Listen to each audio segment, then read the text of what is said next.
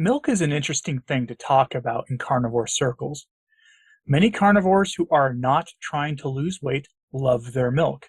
Others simply can't have it because of food sensitivities. But in general, the carnivore community seems broadly to be okay with real animal milk.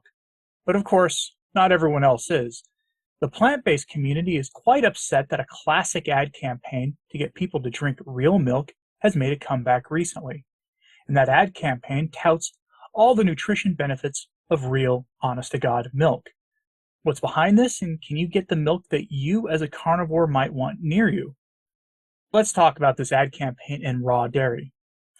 The Dairy Farmers of America and affiliated groups have been running another Got Milk ad campaign, bringing it back from the archives, dusting it off and presenting new ads that are more relevant to how ads are run these days. Now, as a carnivore, I don't personally endorse drinking milk for most carnivores, and if you're keto, you're certainly not drinking milk either because of all the lactose in it, and lactose is just another kind of sugar. But if you're carnivore and trying to lose weight, don't drink milk and cut out all the dairy you're consuming except butter or ghee, and I'll go over that in another video sometime. But if you're carnivore and just maintaining weight or trying to gain weight, have your milk if you want it, unless, of course, your body can't handle it. In the carnivore world, we tend to gravitate towards raw dairy if we're consuming it, and I'll touch on that here in a few minutes, but let's first check in with the loons who are offended at the new Got Milk campaign.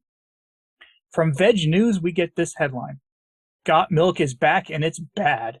Will consumers fall for quote-unquote real dairy this time? A new campaign from California Milk Processor Board is banking on quote real milk messaging to convince consumers to drink dairy again.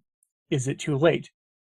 In a broad sense, I kind of do hope it's too late, at least for pasteurized milk, but drinking real milk, even pasteurized, is better than drinking plant milks, which are not milk products at all, since milk is scientifically a product of the mammary glands of mammals.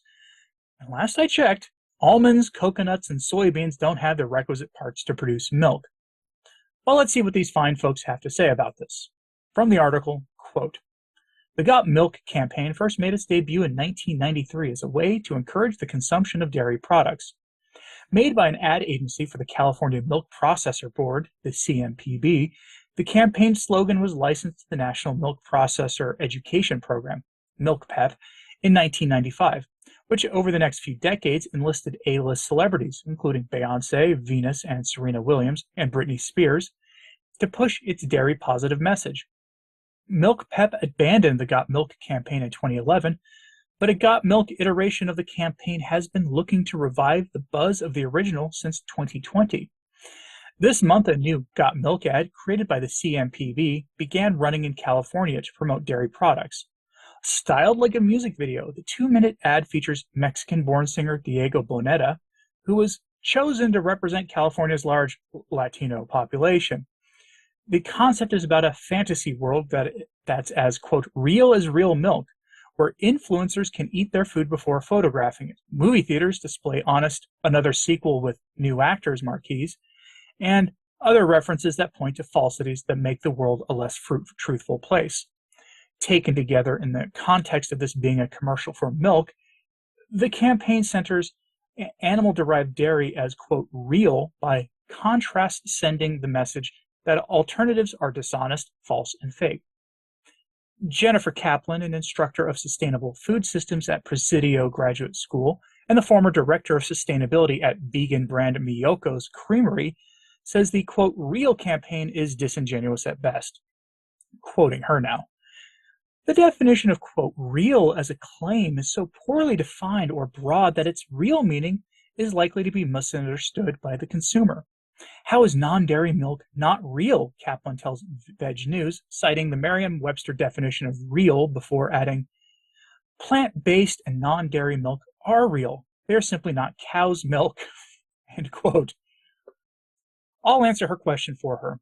Non-dairy milk is not real because it is not the product of the mammary glands of a mammal.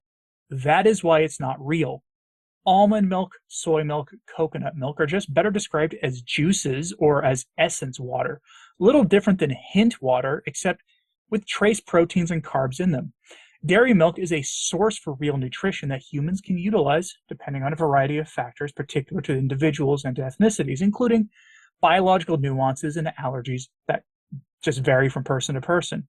What the folks at Veg News and the people they are interviewing don't like is that the animal agriculture sector is beginning to fight back against plant-based propaganda that has been working tirelessly to paint the animal agriculture sector of the economy as just the great villain in all things related to nutrition, the environment, and even the problems we had back in 2020 and beyond. They blamed animals for that stuff too.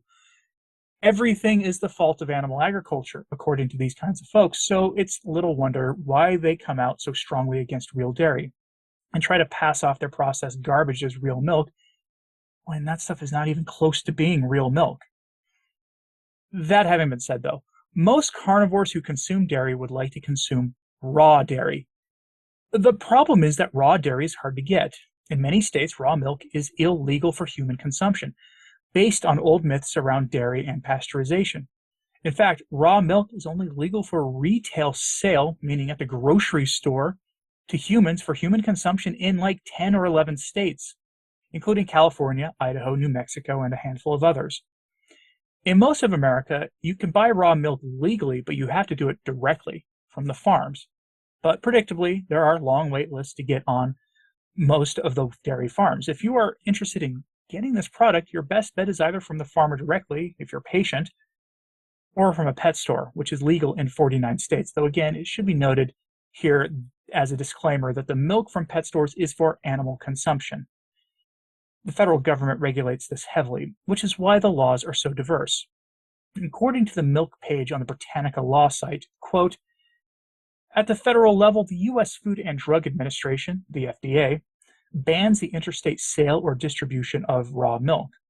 All milk sold across state lines must be pasteurized and meet the standards of the U.S. Pasteurized Milk Ordinance.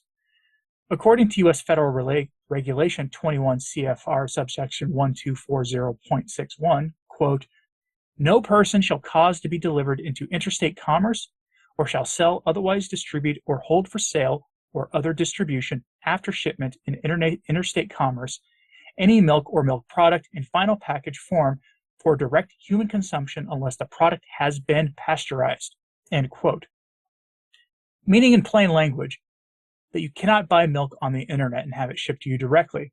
You probably can't buy it from a farm in, say, Kansas and drive it here to Oklahoma, like you can with meat or cheese or even eggs. But note that this law applies only to raw milk.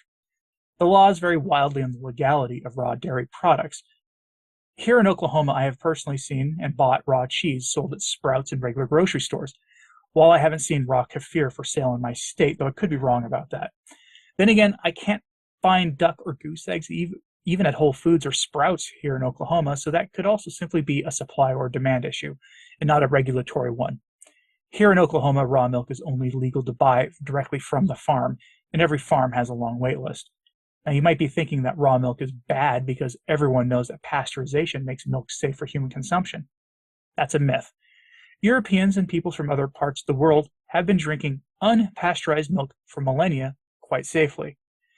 Pasteurization came into being to make milk transportable and sellable over long distances.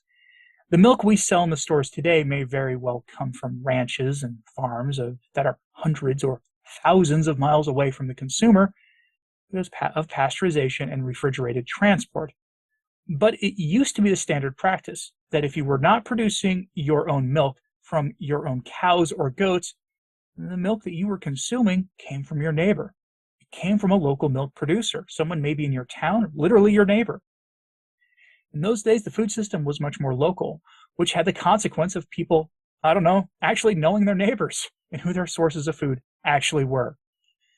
This would be the way to get back to have a saner, more robust food system that gets away from processed junk and is able to resist the push for bugs and plant-based replacements for meat. Simply decentralize and get back to as local as possible for food production. That, of course, is probably not going to happen this side of some sort of catastrophe, though. Did I miss any reason that you can think of for why the plant-based zealots are against the new Got Milk campaign? Is raw milk legal for sale in the state you're in? And if so, can you easily find it at Safeway or Kroger or what have you? Let me know in the comments. Please like and subscribe if you haven't. It really does help, as does sharing these messages on social media. That helps a lot as well. I'm Anthony Stine, and thanks for watching today.